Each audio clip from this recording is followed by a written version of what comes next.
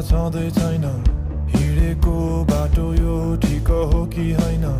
नसोध न मलाई के चाहन्छौ तिमी थाहै छैन मलाई अझै नि सानै छु जस्तो लाग्छ अहिले आन्टीहरू सबै सोध्छन् तिम्रो बिहे कहिले जिम्मेवारीहरू भारी भारी लागिरहेछ कहाँ छु म बिना गन्तव्य नै डुलिरहे आफू हराएर खोजिरहे बिना गन्तव्य नै डुलिरहेछु म डुलिरहे अलि डर लाग्छ धेरै सोचे भने अलि पर भन्ने दिन नि आउँदैछन् है अलि